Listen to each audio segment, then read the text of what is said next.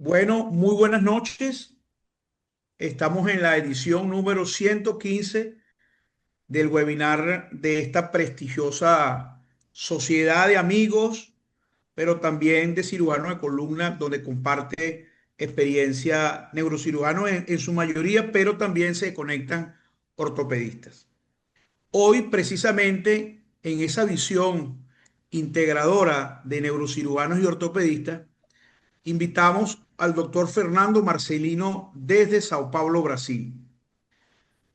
El doctor Fernando Marcelino se graduó de medicina en la Facultad de Ribeirão Preto de la Universidad de San Pablo en Brasil. Hizo en el 2011, en el 2013 al 2016, su residencia y especialización en el Hospital de las Clínicas de la Facultad de Medicina de Ribeirão Preto, la Universidad de San Pablo en Brasil, el título de ortopedia y traumatología. Y luego, entre el 2016 y el 2018, su especialización en cirugía de columna en el prestigioso Instituto de Patología de Columna IPC de Brasil, que dirigió el doctor Luis Pimenta. El doctor Marcelino también ha hecho fellowship para mejorar su destreza en cirugía de columna la Universidad de Columbia, en el Bagelos College of Physicians and Surgeons en Estados Unidos, también en el Instituto Ortopédico Galeazzi de Italia, y como hizo lo propio también en el centro de la Universidad de Bordeaux en Francia. Y en el 2025 hizo el doctorado en Ciencias de la Salud aplicada al aparato locomotor en la Facultad de Medicina de Ribeirão Preto de la Universidad de San Pablo. El doctor Fernando Marcelino va a hablar hoy sobre un tema que es controversial, pero está muy de moda, que es la deformidad del adulto, pero sobre todo, como estamos en el módulo de los abordajes retroperitoneales, quisimos que nos hablase hoy, esta noche, del papel de la función intersomática lumbar anterior en la deformidad del adulto. Fernando, seas bienvenido. Gracias, La cámara Fernando. es tuya. Gracias, muchas gracias por la invitación. Primeramente, yo quiero me disculpar por mi español, que no es muy bueno, pero intentaré hablar un portuñol que sea comprensible. Ah, bueno, ya voy a empezar. Hoy yo hablaré del papel de la DIF en la deformidad del adulto. Un momento. Sí. No tengo ningún conflicto de interés. ¿Qué es la deformidad del adulto? ¿No? Son curvaturas anómalas en la columna vertebral en el individuo de 18 años o más, afectando predominantemente la columna torácica y toracolumbar a lo largo del proceso de envejecimiento. Su prevalencia ha aumentado en correlación con el envejecimiento poblacional, acompañando el interés creciente de la atención médica especializada. Los principales tipos de deformidades es la escoliosis idiopática del adolescente progresiva en la edad adulta, la escoliosis degenerativa, conocida como escoliosis de novo. Essas duas têm uma diferença, né? A escoliosis idiopática del adulto se inicia, se empieza a partir de los 20 años, con una etiología idiopática, curvas generalmente mayores que 40 grados y una prevalencia de 2 a 4%. Ya las escoliosis degenerativas, de nuevo, una edad de inicio a partir de los 50 años, una etiología degenerativa con curvaturas generalmente menores a 40 grados. Una prevalencia presente en hasta 36% de los pacientes mayores de 60 años. Otro tipo que no podemos olvidar es la deformidad iatrogénica, la flat back syndrome, que nosotros causamos a los pacientes. E come la presentazione clinica da deformidade dell'adulto? No? Temos, às vezes, por uma estenose ou uma estenose foraminal ou uma estenose de canal, sintomas neurológicos como radiculopatia ou claudicação neurolêmica, dolor incapacitante pela fadiga muscular ou pela própria degeneração discal e degeneração facetária, e os pontos de desalinhamento, tanto coronal, sagital, como tridimensional. Isto acarreta limitações funcionais para manter a postura erguida, dificuldade para caminhar e realizar exercícios. E isso acarreta limitações na atividade da vida diária, compromisso da saúde mental, ansiedade, depressão, insatisfação com a aparência corporal e restrição da sua função social. Então, aqui podemos ver o cono de economia de Dubussel. Quanto mais afastada do meio, maior o gasto energético. Então, acá na coluna alinhada, quando está desalinhada, necessita de correção de mecanismos compensatórios, gastando mais energia. E nós sabemos que a deformidade do adulto causa uma discapacidade muito importante.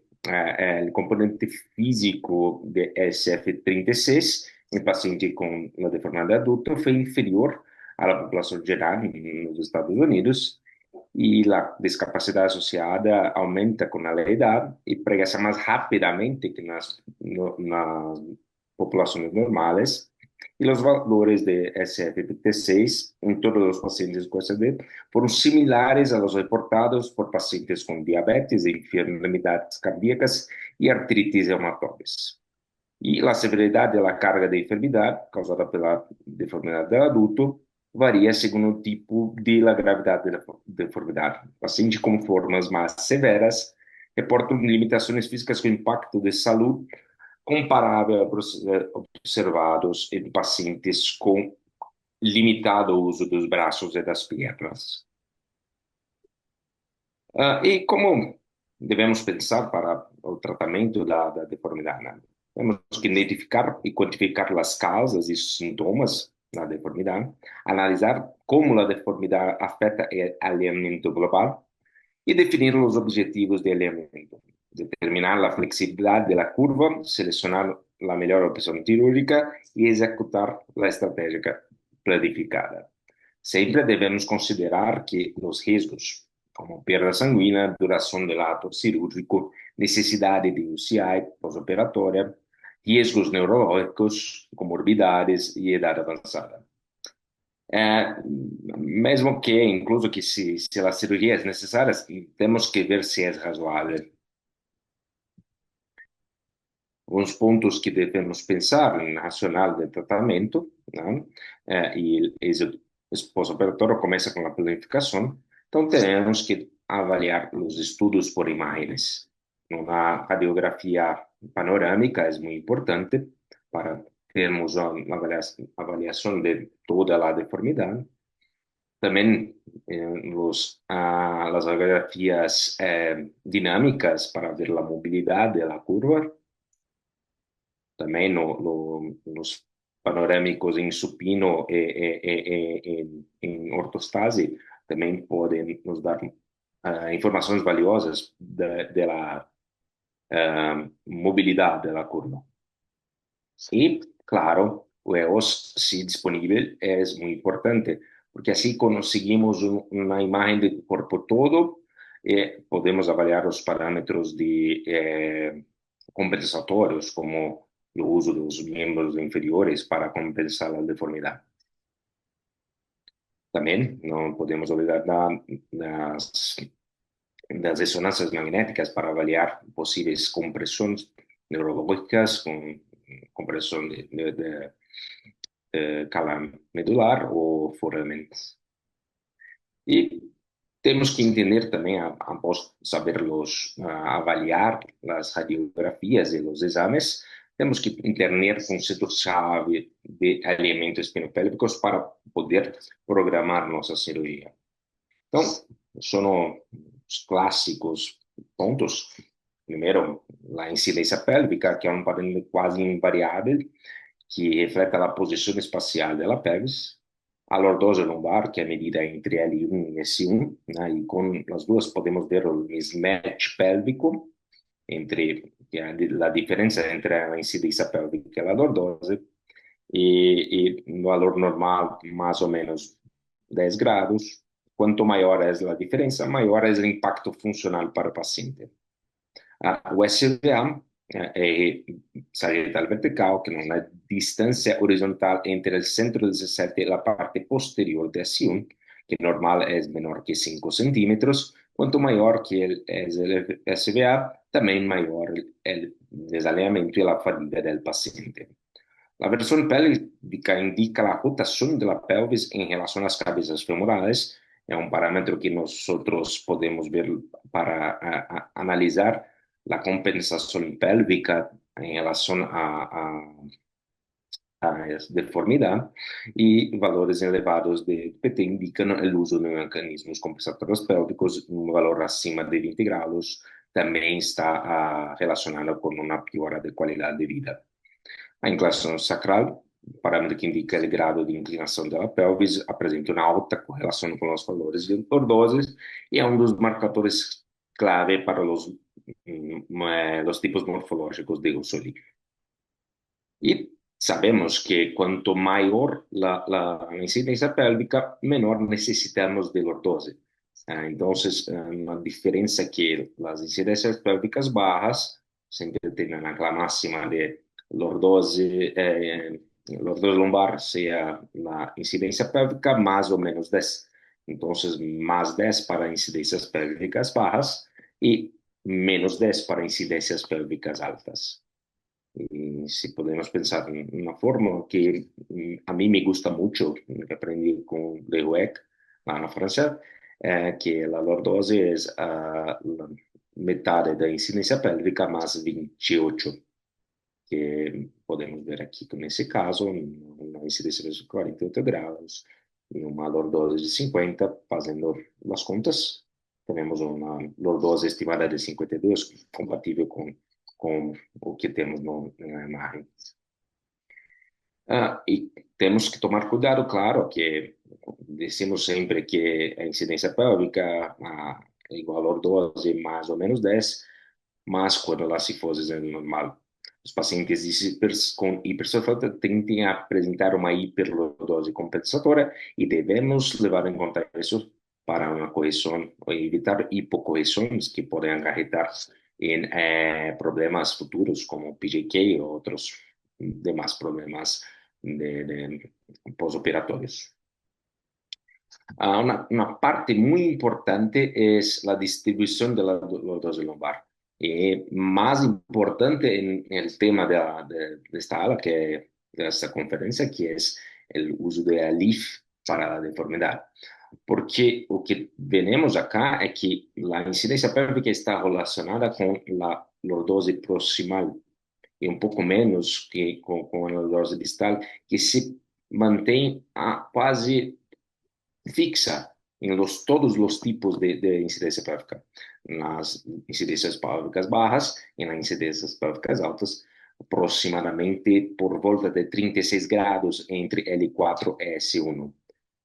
Isso é importante porque em casos de incidência pélvica alta, sabemos que podemos por mais lordose em níveis mais altos, como L3, L4, e já em casos de pacientes com baixa incidência pélvica, necessitamos que quase toda a lordose se queda entre L4 e L5, S1, perdão. Usoli ha descrito los tipos de columna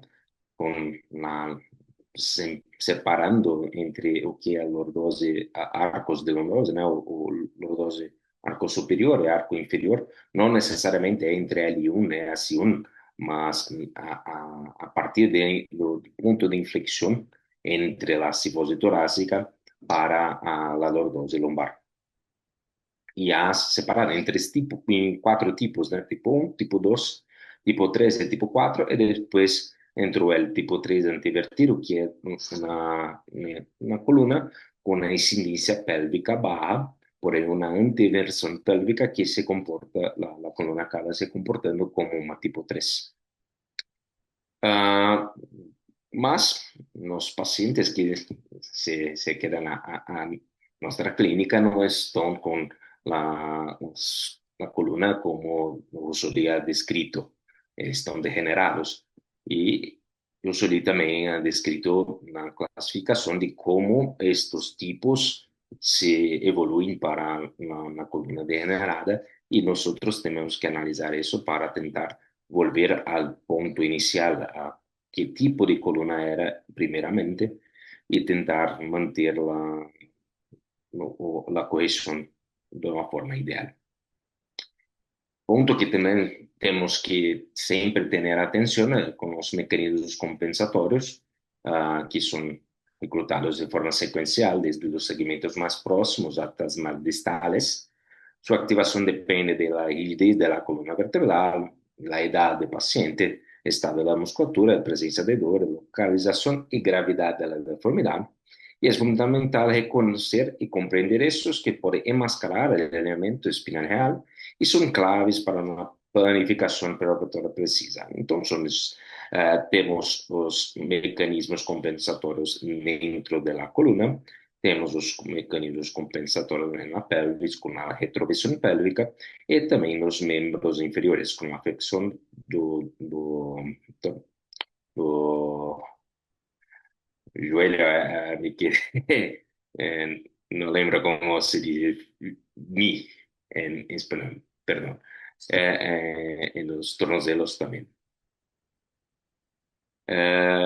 Uma das principais limitações da SBA é que sua baixa sensibilidade para refletar os mecanismos compensatórios utilizados por esses pacientes para manter o equilíbrio. Então, nessa imagem, nós vemos uma SBA de 148 graus, milímetros, porém com um PT de 43 graus.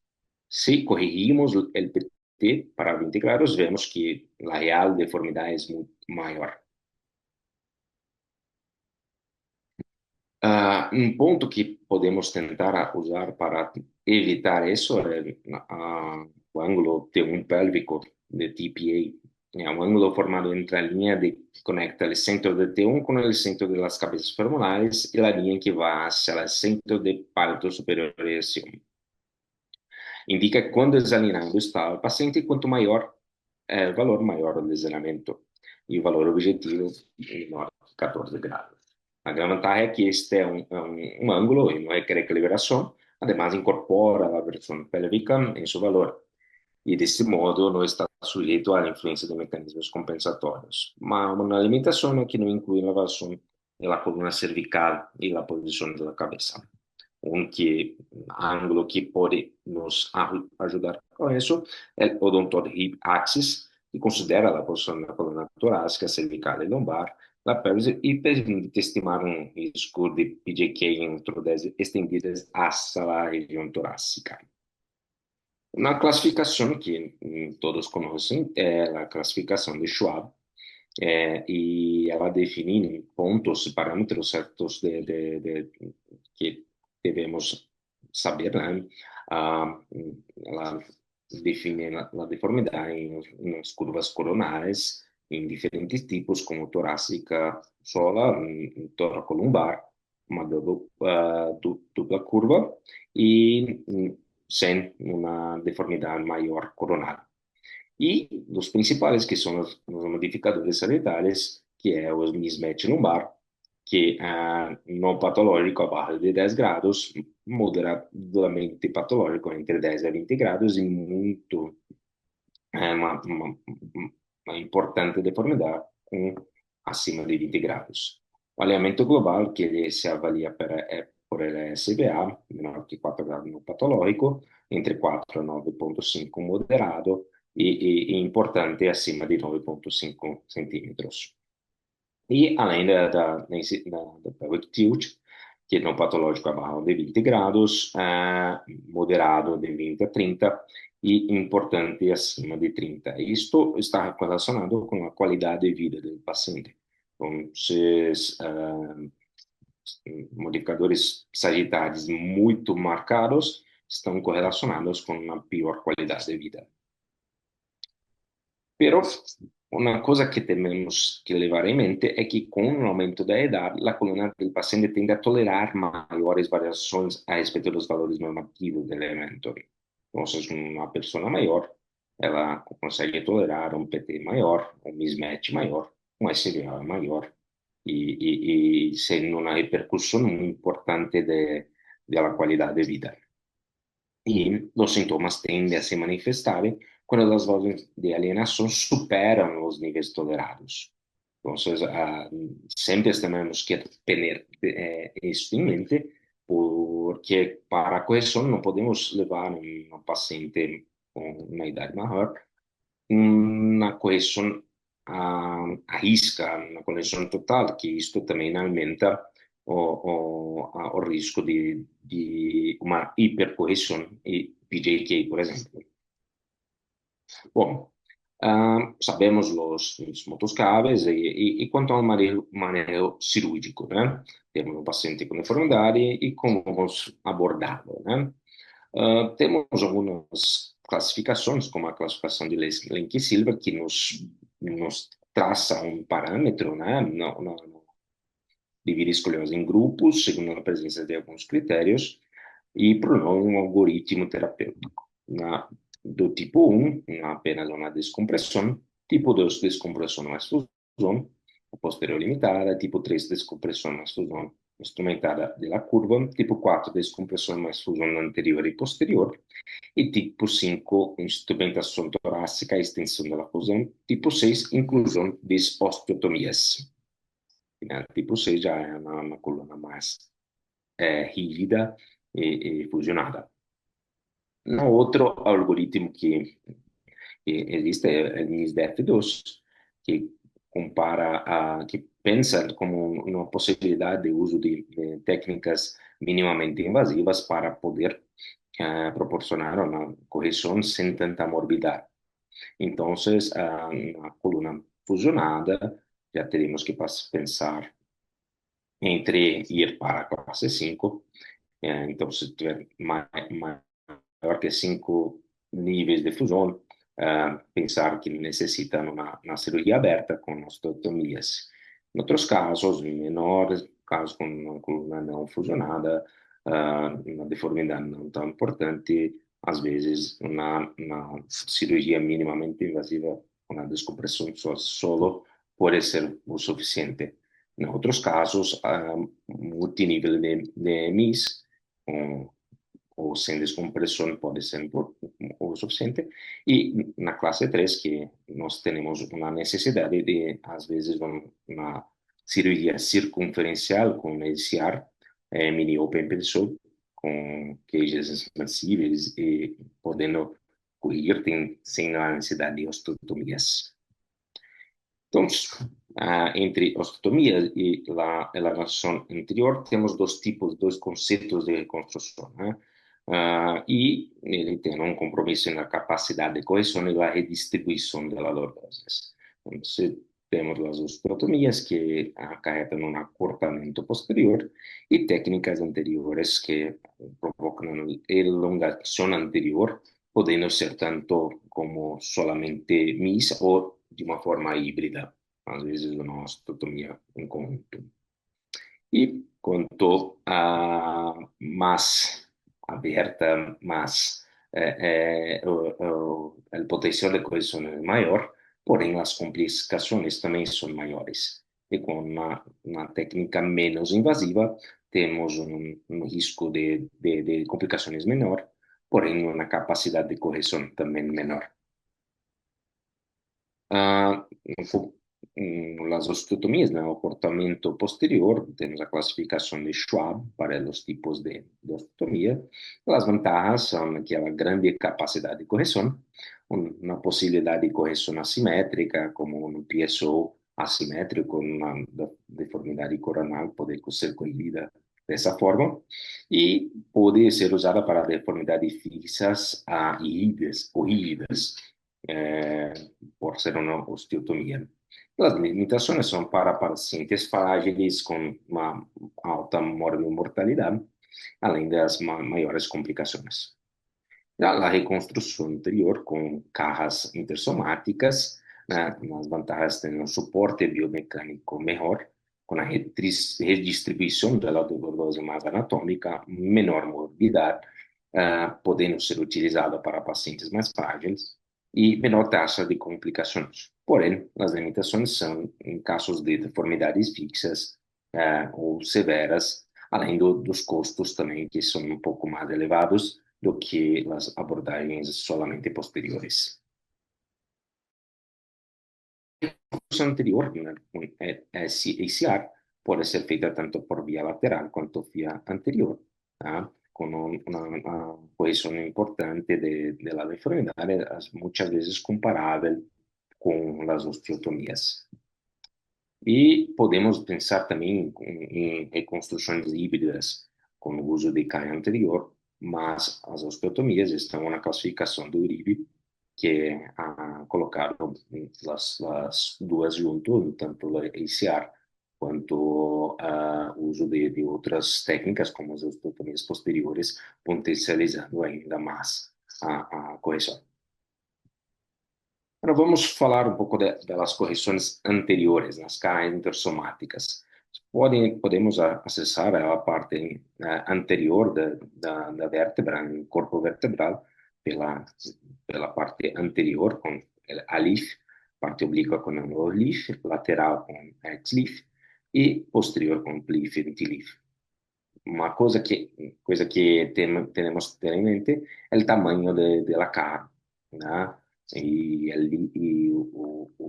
A leaf tem uma caja muito grande, com um suporte importante nos end plates, acarretando uma maior área de fusão e também um menor risco de suicidas. E pensando ali, se quer um espaço intersomático não fusionado, isso é uma coisa primordial, né? Ou virgem de artrodeses, pensando no caso que não há tido intervenção intersomática, ou em caso de um TLIF com uma pseudoartrose, pode ser usado ali. Porém, em casos que há uma fusão anterior, esta técnica não pode ser utilizada.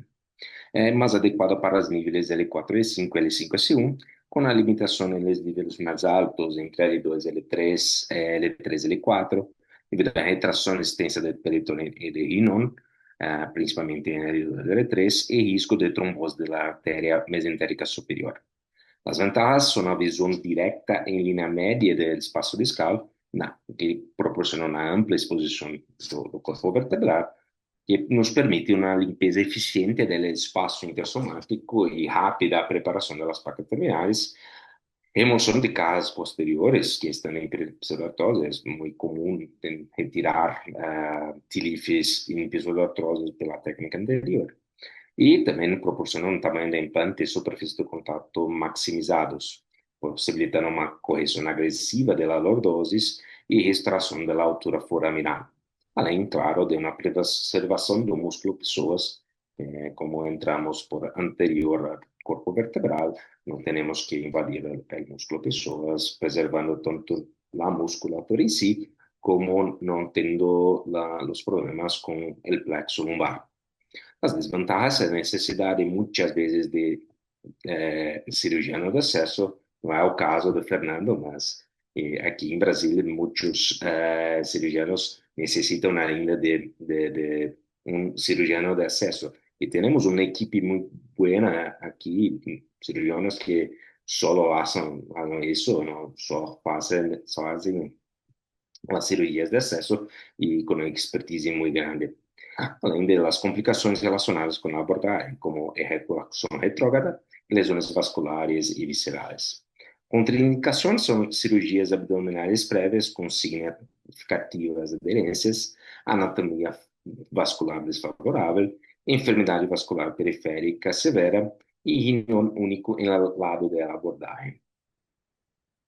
Aqui temos a técnica em si, né, no paciente em posição supina, com a quebra muitas vezes da mesa, para proporcionar uma abertura e um afastamento do ilho, do pubis, perdão, e hacemos uma incisão, muitas vezes um mini ou algo na linha média, y accesamos el retroperitoneo, afastando el peritoneo y las estructuras hasta podemos llegar a la columna. Un punto que tenemos que siempre ficar atentos es que en el nivel L4 y 5 tenemos la vena iliolumbar, que muchas veces necesita ser ligada porque es una retracción muy vigorosa, por el se romper el sangramento se torna muy difícil de controlar porque el corpo va para debajo del psoas e se torna bem difícil de controlar el sangramento. Técnicas que podemos pensar para a deformidade em si, uso de alif mais parafusos percutâneos, né, que a alívio multinível é uma modalidade cirúrgica capaz de evitar a mobilidade em severas relações com a cirurgia.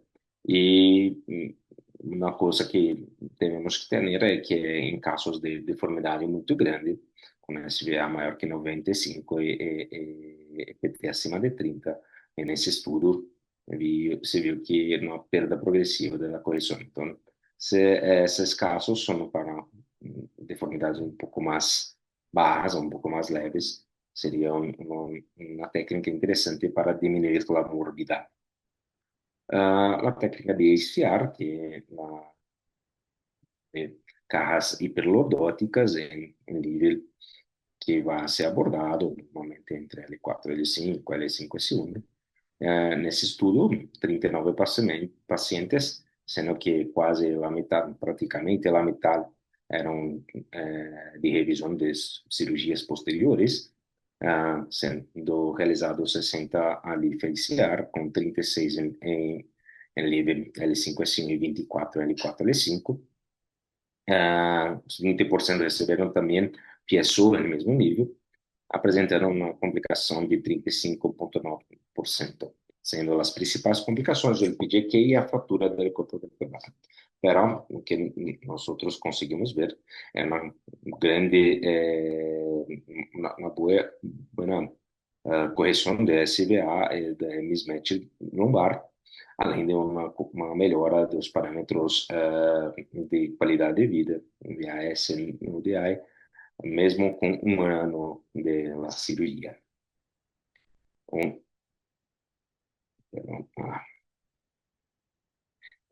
E nesta revisão sistemática, que vemos lá o uso da LIF para a deformidade, foram incluídos 27 estudos, 13 de nível 13 e 14 de nível 4 de evidência, com 1.646 pacientes, e sendo realizados ali em 2.546 níveis.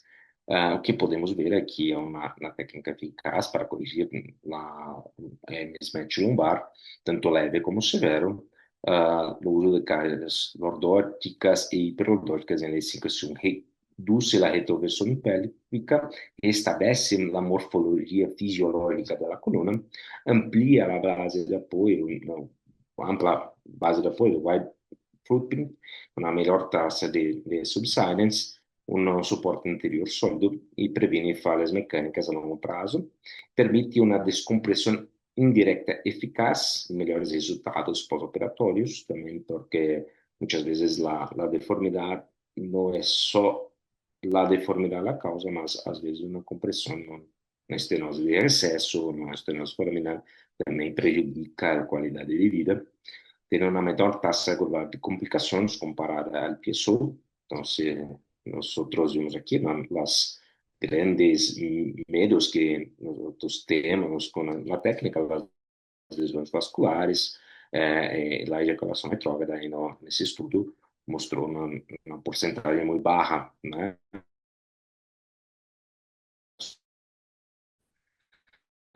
Sistemática de apenas 13%, né? E além da correção importante que conseguimos com essa técnica. Além ela linfídico-lordótica é uma alternativa válida para a pessoa em casos que requerem uma grande correção lordótica.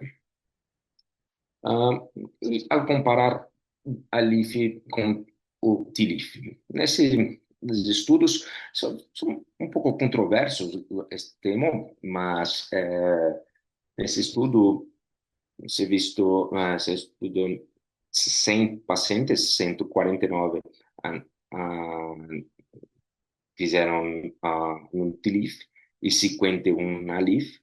Então, que a análise univariada demonstrou um risco 12,4%.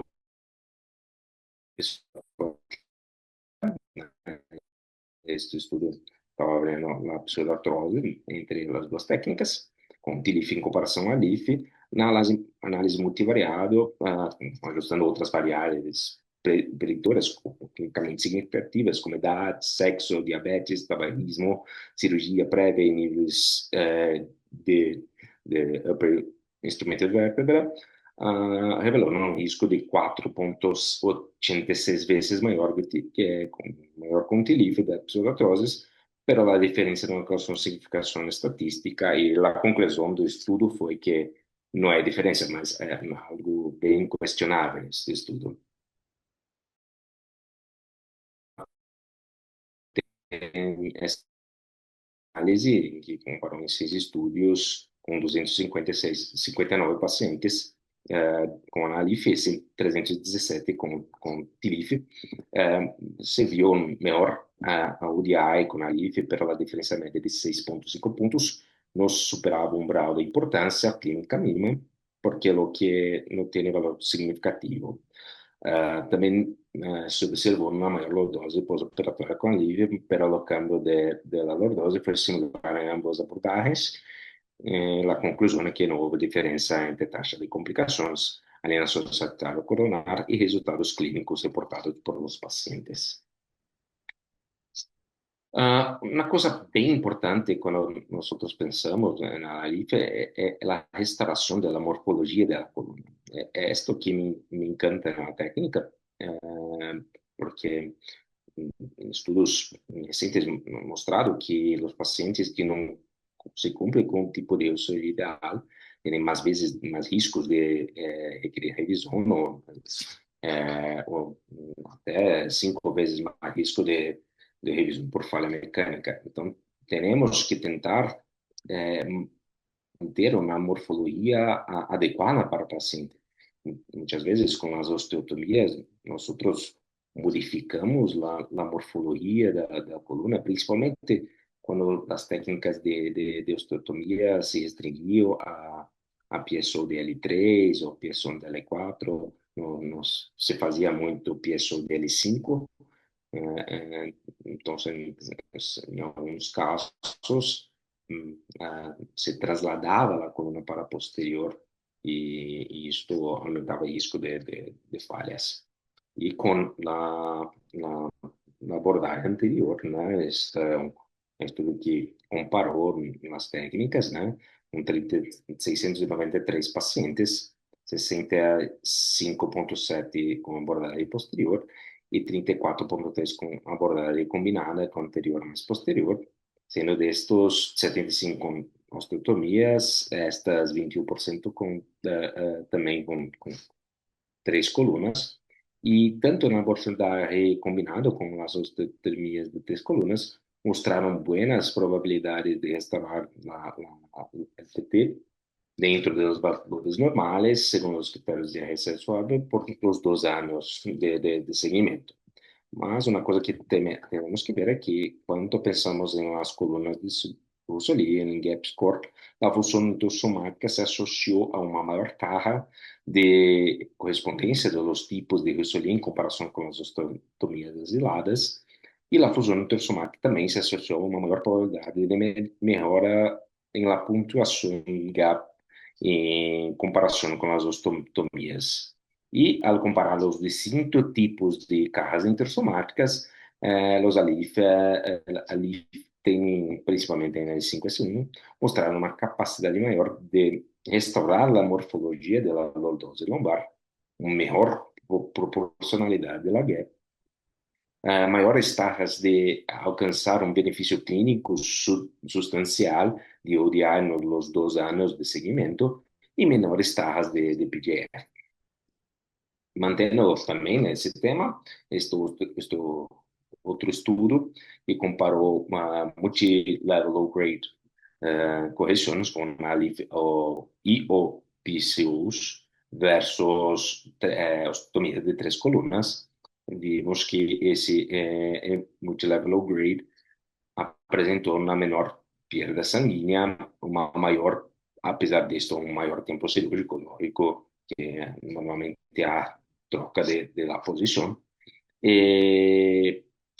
pero uma mejor restauración de la morfología de la lordose lumbar, que es extremadamente importante. Además, la osteotomía de 3 columnas presentó una mejora más significativa de la lordose lumbar en ese estudio. E quando pensamos na fixação pélvica, podemos dizer que às vezes a LIF suprime o parafuso? Não necessariamente, né? Que estudos recentes han demonstrado que a adição da LIF ajuda a reduzir o estresse nas barras se associa a uma menor incidência de fraturas das barras, em comparação com o uso de TLIF. Podemos usar apenas a LIF se iremos fazer uma instrumentação não muito longa, hasta L2, mas se vamos invadir a região torácica, necessitamos muitas vezes de parafuso ilíaco para preservar a região del sacro, evitar fraturas e falhas na instrumentação.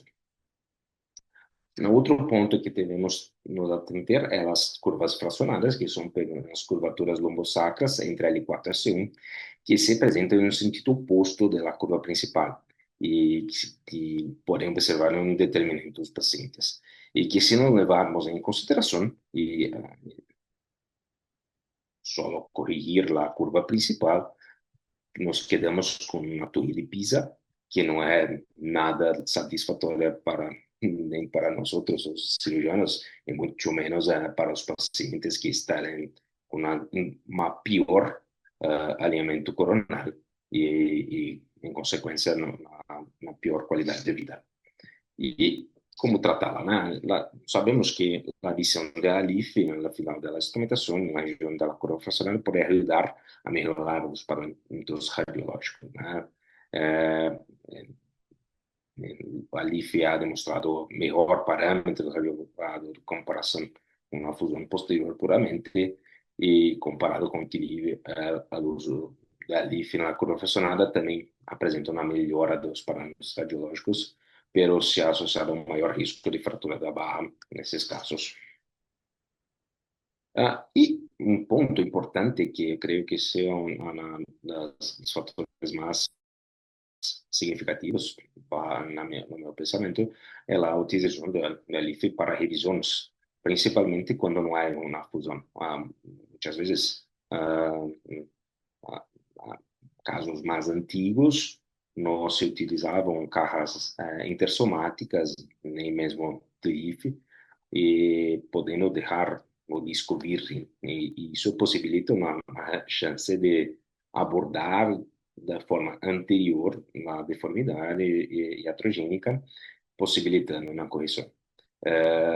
Também em casos de pseudoartroses, de TLIF, também podemos abordar. Não necessariamente temos que tirar a instrumentação prévia, podemos tentar, principalmente se está em pseudoartrose ou na fratura ou na falha dos tornillos, não podemos tentar inicialmente com uma abordagem anterior e conseguir uma correção pelo menos de la metade da magnitude do que periodótico, né? É uma técnica que pode ser particularmente adequada para a correção das dores, desde que não se pense em uma fusão anterior.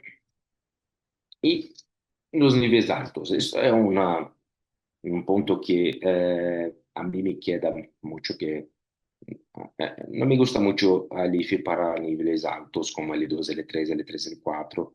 Creo que los riesgos de lesión vascular, lesión de arteria renal o trombose de arteria mesentérica es mucho más superior do que una lesión neurológica do plexo lumbar a niveles de L3 L4, que o plexo está mucho más posterior. Então, soy de una escuela lateral, uh, visto la mia formazione con Pimenta e Rodrigo Almanar. Entonces, yo penso un poco más para el lado lateral en esos niveles. Una cosa que puedo decir es que un acceso lateral puede necesitar un cambio a más de posición. Iniciamos en interior, ponemos en lateral y después posterior. Na, Ahora tenemos técnicas de una posición única. No me gusta mucho hacer la lift en la posición lateral, ni en pasar los tornillos también en la posición lateral. Entonces, lo que yo tengo utilizado últimamente es la técnica de PTP, que iniciamos con una lift en posición supina. Después ponemos o paciente em posição prona e fazemos acesso lateral para os níveis mais altos e já temos que colocar na posição para passar os tornillos. Então, esta seria apenas um único cambio. Então, aqui seria uma revisão da técnica de pronto das pessoas também, descrito por Dr. Luiz Pimenta, que é um acesso lateral com o paciente em posição prona. Y esto son a posición del paciente y a posición que nos quedamos para hacer la cirugía. Muchas veces tenemos que hacer una oblicuidad de la mesa para poder mirar el nivel y a veces tenemos que sentar para poder mirar. Pero tenemos una visión muy buena de, do nível discal, possibilitando uma dissecção muito importante e colocação de cajas grandes também, que não seria nada a derredar em comparação a LIF. Um ponto que é importante também é que a própria posição com o paciente em prono sobre os posicionadores amplia a lordose lumbar e isto é muito importante para conseguir essa correção que nós necessitamos tanto. Então, aqui um dos casos que a gente pode ver que na posição a gente já consegue uma correção importante dos níveis com apenas o posicionamento. Agora falarei alguns casos clínicos. Este primeiro caso, uma deformidade iatrogênica com importante SVA e mismatch lumbar. E o que nós fazemos foi uma abordagem anterior com um ICR de L5 30 graus, mas abordagem posterior com a revisão posterior de T10S1, osteotomia tipo ponte e tornilhos ilíacos, uma duração cirúrgica de 8 horas, uma perda sanguínea de 700 ml, e aqui é o resultado final da cirurgia, apresentando uma melhora do alinhamento sagital para o paciente. No outro caso, esse caso é um caso de Dynasys, a paciente foi provocada uma cifose lumbar nessa paciente e nós que pensamos em fazer foi um acesso dorsal para retirada da Dynasys. Nessa época não hacíamos ainda LPTP, então entramos por dorsal, retiramos el Dynasys, acesso anterior com a LIF L5 S1 en L4 L5 de 15 grados, Después un acceso lateral, una posición lateral para ex-lift de L3, L4, L2, L3 con 10 grados y una fixación de L2 S1. Como había dicho, he hablado para usted que en casos de una instrumentación menores podemos preservar el ilíaco en una paciente un poco más joven y conseguimos una buena corrección sin tener que ir para el ilíaco y la paciente se quedó muy bien. Y por último, el último caso, esto con una deformidad importante mismatch, y esa paciente nosotros fizemos uma LIF L5 S1, PTP de L2 a L5 com fixação posterior de T11 a S1, mais tornillos ilíacos, bandas subliminares em T10 para um soft landing e preservar risco de PJK, com a duração cirúrgica de 560 minutos. Esto é o resultado final da cirurgia. Creo que fue esto. Gracias de la atención y estoy abierto a las preguntas. Muchas gracias, Fernando, por tu presentación, bastante completa. Ahora quedan abiertas todas las preguntas. Yo voy a comenzar con algunas que fui copiando acá para ir abriendo la puerta. ¿Qué porcentaje de corrección en promedio consideras tú que aleja las posibilidades de falla del segmento superior de un PGK en este tipo de pacientes? ¿Qué porcentaje tú crees que es suficientemente bueno, bien sea en relación con el SBA o en relación con el índice T1 pelvis? ¿Qué porcentaje consideras tú que debes pararte para disminuir la posibilidad de un PGK? Um, Esto depende mucho de muchos parámetros. La edad del paciente, la deformidad en sí, la incidencia pélvica, más que yo pienso una cosa que tento a agir es que te- no me gusta mucho poner el paciente mucho para detrás. Tenía un estudio recente que ha publicado que fue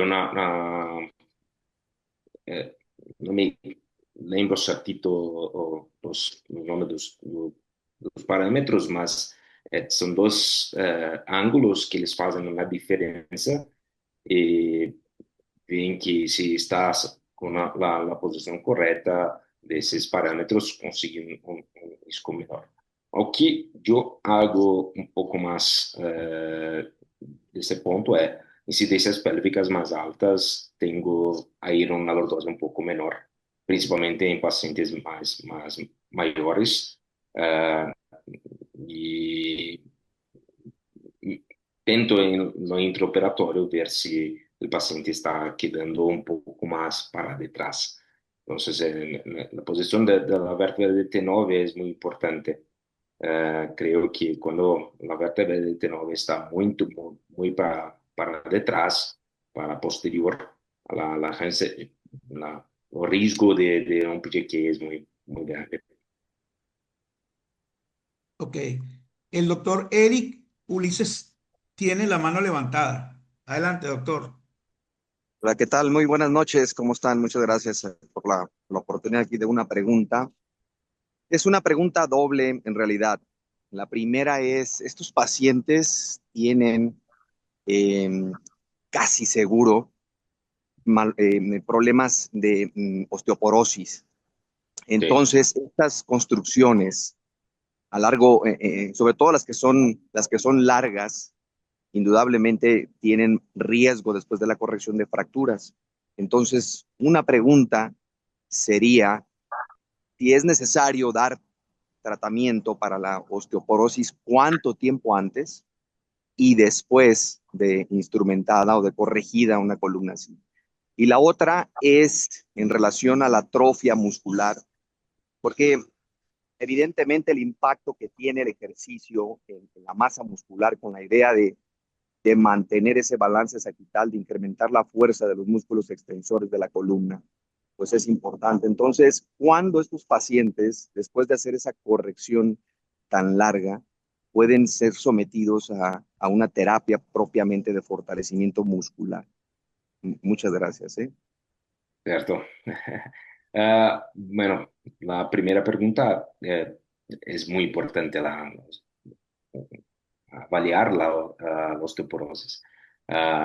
Y si en casos que tenemos una osteoporosis muy importante, yo me quedo muchas veces, siempre en camino al endocrinologista para un control mejor de esto.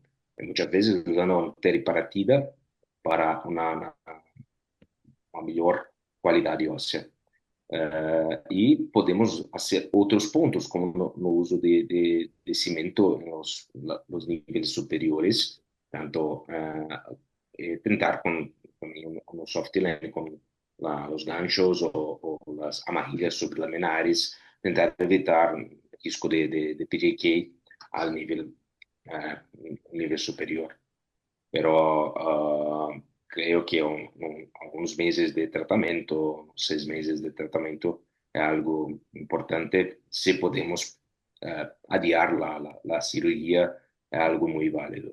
De otro punto, creo que no solo en lo postoperatorio, pero en el preoperatorio, la rehabilitación física es muy importante. Entonces, si el paciente consigue hacer algún entrenamiento, por menor que sea, antes de la cirugía, también es muy válido. Después de la cirugía, nosotros empezamos una fisioterapia más analgésica a las primeras semanas. Me quedo a iniciar una actividad física después del primer mes, el segundo mes y una liberación un poco más extensa después de 3 meses. El doctor Pablo Vela tiene la mano alzada. Gracias, Fernando. Felicitaciones, Fernando, por su charla tan interesante y tan buena revisión del tema de la deformidad del adulto. Yo le quiero hacer unas preguntas acerca de la técnica como tal de Alif. Mm, Estoy totalmente de acuerdo en que si uno logra 35, 36 grados en L4, L5, L5, S1, independiente de la curva de Russoli, uno tiene bastante asegurado el éxito de este tipo de cirugías, aunque son cirugías que tienen una posibilidad alta de complicaciones. Sin embargo, como usualmente son pacientes adultas mayores de 65, 70 años, me gustaría saber, yo personalmente no hago en estas pacientes ALIF en el E4, L5, sino en el E5, S1 y prefiero hacer un OLIF o presoas en el E4, L5 por el riesgo de trombosis arterial. Pero en tu charla dijiste que también hacías ALIF en el E4, L5 en estos pacientes adultos Wow. mayores. ¿Cuál es tu perspectiva? Que la charla lo dije que es posible y muchas veces lo uso en el 4 y 5, pero en mi formación normalmente hacemos el 5 S1 con Alif, ponemos actualmente en prono y hacemos el lateral para el 4, el 5, el 2, el 3, el 3, el 4. Ah, Entonces, para mí es un poco mejor. Aquí en Brasil está muy constante por la facilidad del acceso con un equipo de cirugía de acceso, poner 3, 4 alifes. Eh, a mí no me gusta mucho. Creo que Fernando no tiene tanto problema con eso, va hasta si un C2 se lo deja. Ma- Bueno, ma- de verdad, L3, L4 es el cemento más fácil, ¿verdad, Pablo? sí, sí, sí, de acuerdo, de sí. acuerdo. Sí, L3, L4 es más fácil.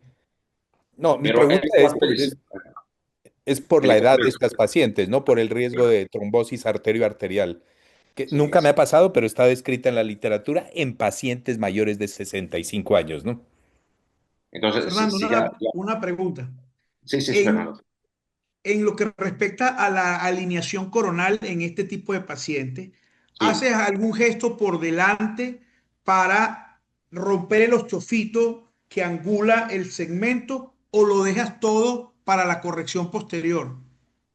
Ok, ok. Que me queda, y yo tento hacer que hago la nolotomía ampla, que me gusta mucho. Nosotros tenemos en nuestro material, no tienen todas las empresas, un distractor. Yo pongo un distractor, lo abro, Rodrigo que siempre dice, escucha la tech. Cuando lo tiene la tech, se puede poner una caja altísima que está bien importante. Nunca me quedé a hacer esto, pero han dicho algunos colegas poner el microscopio, usar un drill para soltar muchas veces algunos tuftos posteriores para permitir esa distracción. Pero creo que con la distracción, con ese distractor, es muy válido. O si no, no sé si tiene ahí, pero en algunos casos tenemos unos calzos que nosotros ponemos, Sí, hacemos una distracción. los probé. Sí, no probé también, pero la pequeños casos que fue lateralmente de un lado único para permitir el acceso posterior y descompresión. Fueron 10 milímetros de un lado, después 12, después 14, así va. Ok, queda claro entonces que dijiste que cuando no involucras la columna torácica, un ALIF, que lo ha dicho también el doctor Pablo Vela, un ALIF en el E5S1 es suficiente para no meterte en la pelvis, ¿cierto? Muchas veces sí. Lógico, depende de la edad del paciente también. En algunos casos, un paciente mayor, con una calidad ósea también no tan buena, puede ser necesaria una fixación pélvica. Pero en casos de pacientes más jóvenes, es muy mórbida la fixación pélvica.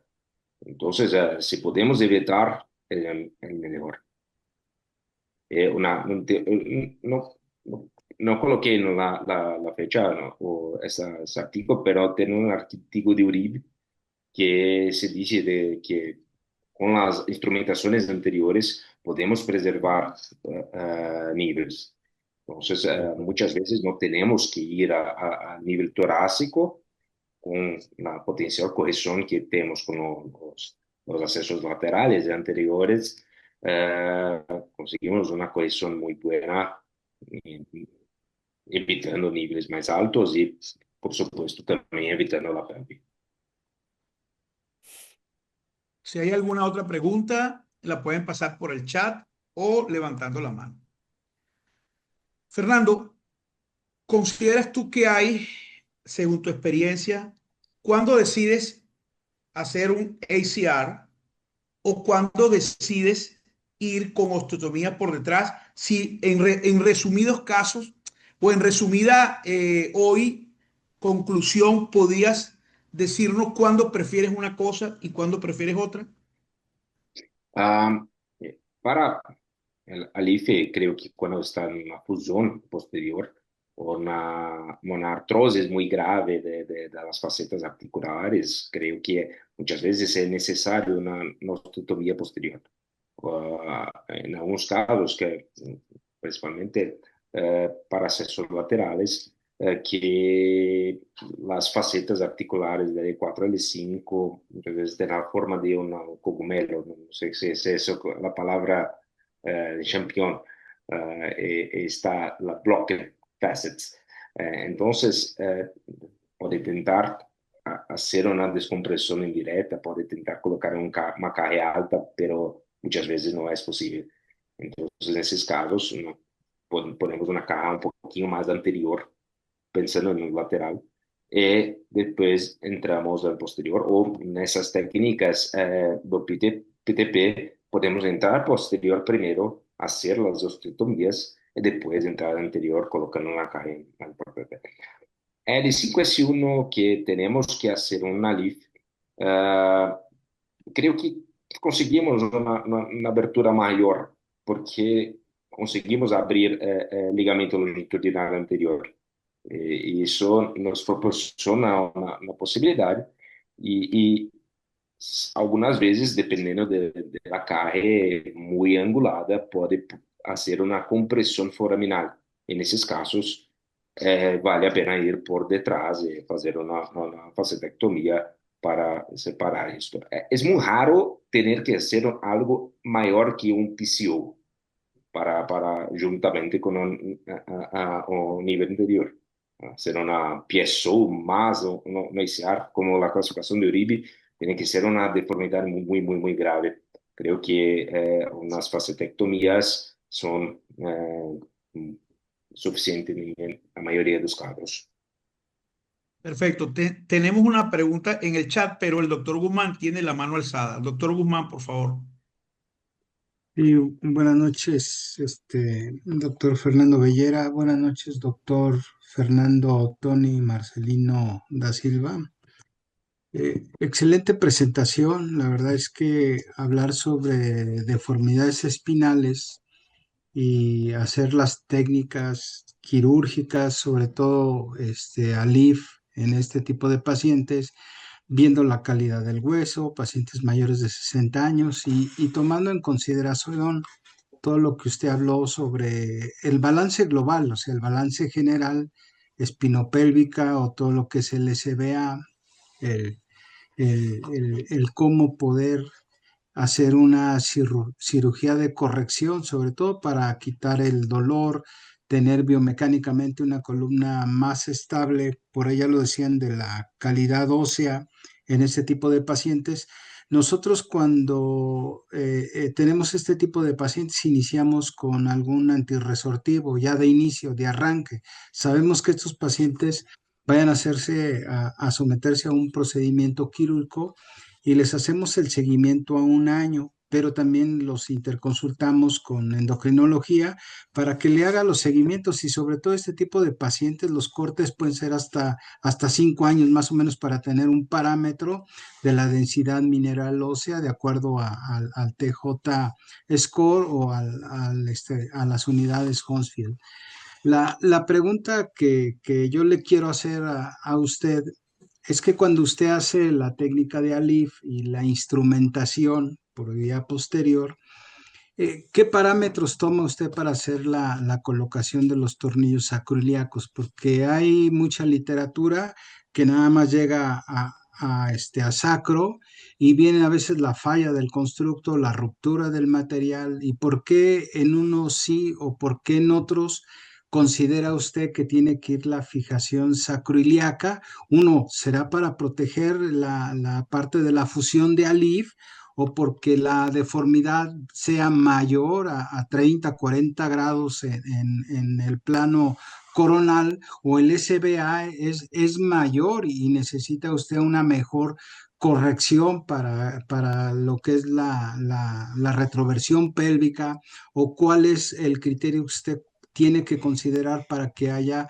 esa fijación a nivel de la zona sacroiliaca? Gracias. Gracias a usted. Como que yo pienso que en casos de instrumentación más largas, más altas, con la invasión a la parte torácica, creo que sea necesario que parar en el SI1, mesmo con un alivio, un soporte anterior en construcciones más largas, no, el riesgo de una fractura de sacro es muy grande, de una falla de instrumentación, y pull out de los tornillos del sacro también es muy grande. En esos casos, pienso en ir a la pelvis. En otros casos, en pacientes más mayores, con una edad más avanzada, creo que también un soporte mayor para una fixación lumbosacra más importante. Y en casos de pacientes un poco más jóvenes que no tengo que hacer una instrumentación muy larga, en esos casos pienso a veces en parar para prevenir ir al pelvis que para un paciente mayor con una necesidad funcional un poco más baja, esos tornillos no acarretan tanto prejuicio, acarretan más beneficio de que prejuicio. Pero en pacientes más jóvenes que necesitan una movilidad pélvica un poco mayor, tenemos una dificultad muy importante.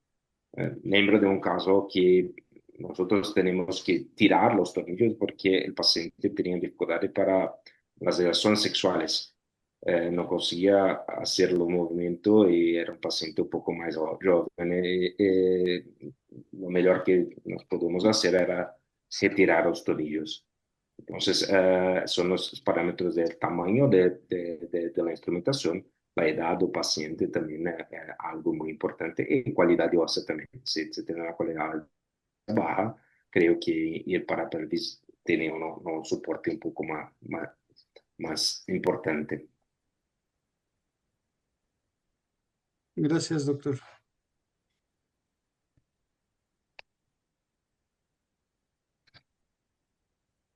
Si no hay otra pregunta, le quisiera comentar a Sí, usted si sí, utiliza perdón. usted doble barra o no y cuántos ganchos o travesaños prefiere utilizar o no es necesario el colocar los crosslink o los travesaños y si utiliza doble barra o no.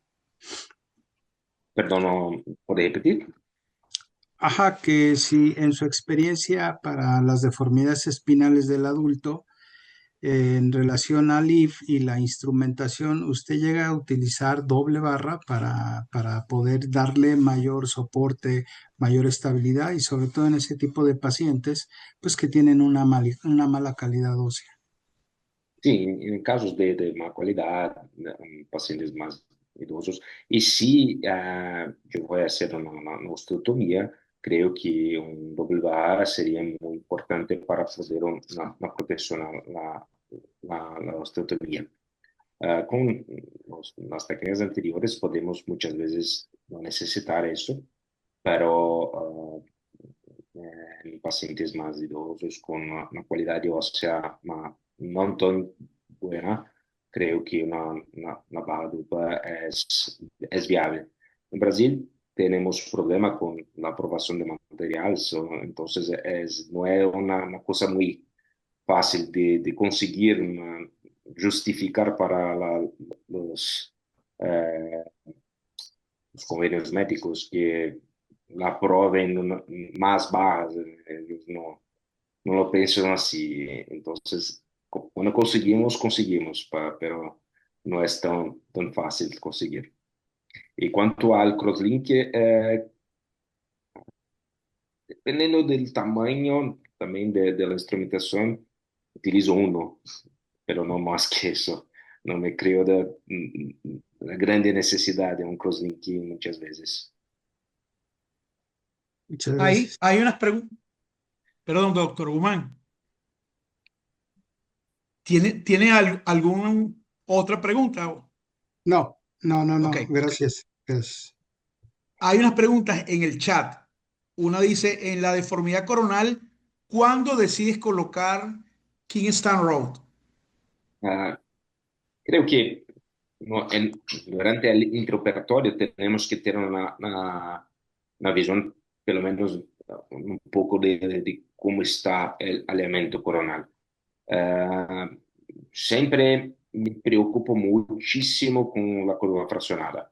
Algo que siempre tento me atentar porque puede piorar la calidad de vida del paciente si no levamos en consideración. Es algo que yo utilizo, yo pego una haste y intento centrar con la pelvis del paciente para hacer vamos a ver, dos pegador de haste, sé cómo lo dije en español, o alicates que la haste para hacer como si fuese una cruz. Nivelo a la pelve y me quedo a observar si la columna está centrada.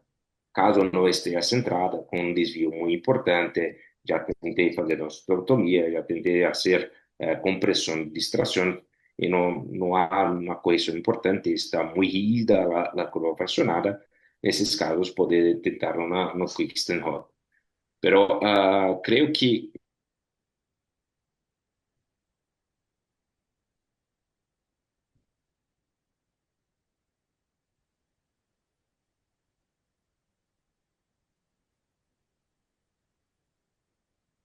Creo que se congeló la imagen del doctor Marcelino. de Link, pero ello só hace posterior. Entonces, en esos casos, creo que con una LIF, una liberación de los ligamentos anteriores, conseguimos una corrección do coronal muy satisfactoria. Con unos cajes también laterales, conseguimos hacer por ligamento taxia, una cohesión, si posible, muy importante. Pero mesmo que yo tengo hecho todo posible y me quedo con el paciente un poco desalineado, en esos casos puede ser necesaria una quick stand rod, puede ser que sea una provisoria, muchas veces se puede intentar una provisoria, hacer distracción, se fa algunas osteotomías o vasectomías, una haste provisoria para conseguir hacer la translación. Después de trabajar el sistema totalmente, puede intentar sí, quedar a esta stand para no tener que permanecer con eso. Pero en algunos casos hay necesidad de la mantener. El doctor Antonio Sosa tiene una pregunta. En una deformidad del adulto, ¿qué experiencia tiene en llevar una columna de Rusolín, ejemplo, de 2, llevarla a 3? ¿Qué evolución tienen los pacientes desde el punto de vista de la función y del dolor? Ah, este è un punto muy importante que debemos pensar, que pacientes con incidencia pélvica baja, tenemos que intentar mantener los tipos de columna de incidencia pélvica baja. Entonces, tenemos que nos quedar atentos para no intentar colocar una hiperlordosis en un paciente con una incidencia pélvica baja, principalmente a niveles más altos. Muchas veces la cohesión de niveles bajos como L5-S1 ya es lo suficiente. Y un punto es que, ok, nosotros tenemos tipo 3 antevertido, pero muchas veces esos pacientes no tienen la capacidad de movilidad del cuadril. Cuadril, me queda hablar los nombres de la articulación coxofemoral. Entonces, tenemos que siempre tener una atención al cuadro de artritis de la articulación coxofemoral, porque la capacidad de restaurar la antevención pélvica también es algo que tenemos que tener en mente. Muchas veces el paciente tiene una anteversión pélvica fixa, no consiguiendo hacer una retroversión. Otras veces tiene una incapacidad de recolocar la pelvis a la posición que una nueva columna que usted ha hecho y podría dar un problema. En esos casos, por ejemplo, hacer una tipo 2, no una tipo 3, necesitaría por una intervención pélvica compensatoria. Y muchas veces en pacientes mayores no es posible. Entonces, tem que ficar bem atento e tentar manter incidências pélvicas bajas, tentar manter entre 1 e 2, incidências pélvicas médias no tipo 3 e mais altas, tentar retomar um tipo 4. No sé si hay alguna otra pregunta en el chat o levantando la mano. Yo quisiera hacer un comentario sobre los abordajes para L4, L5 en pacientes ancianos. Hay muchos artículos que hablan del riesgo de embolismo arterial por manipulación de la arteria ilíaca. Pero en nuestra experiencia, el nivel de la arteria ilíaca por la ateromatosis, por el endurecimiento de la arteria, es distinto, es mucho más alto que el de la vena. Es decir, tú puedes trabajar sobre la vena, que cuando se rompe la vena es mucho más dificultosa para suturarla. Eso sí es verdad y eso es de mucho cuidado. La vena del anciano, la pared de la vena tiene menor consistencia y es más difícil suturarla.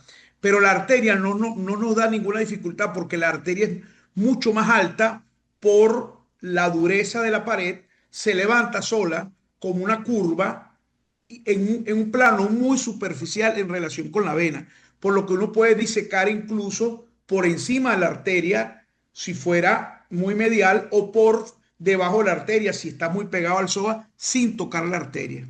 Esa no es nuestra experiencia.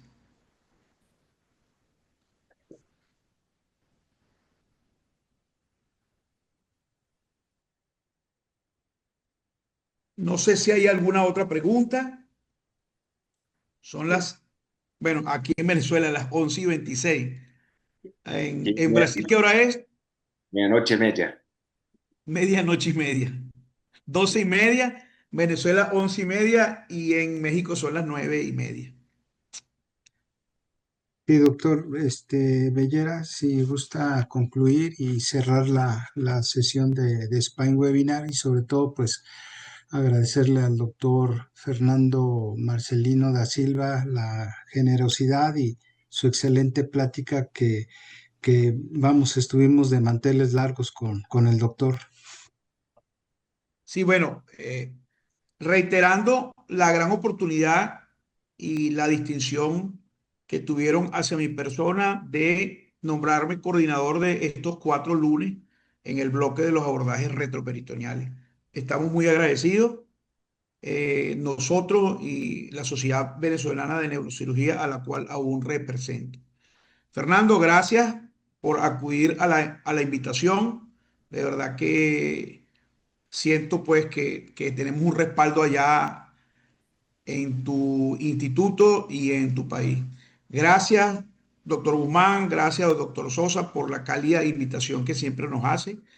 Gracias a todas las personas que completaron hoy el aula, reiterando mis felicitaciones por este gran esfuerzo que todos los lunes durante 115 semanas consecutivas ininterrumpidas llevan a favor de la docencia y de la formación de muchos cirujanos de columna de Latinoamérica. De verdad que son dignos de aplaudir. Muchas gracias a todos, bendiciones en sus trabajos y en su familia y seguiremos en contacto. Gracias, buenas noches. Gracias a todos y felicitaciones por el webinar que es muy, muy, muy bueno.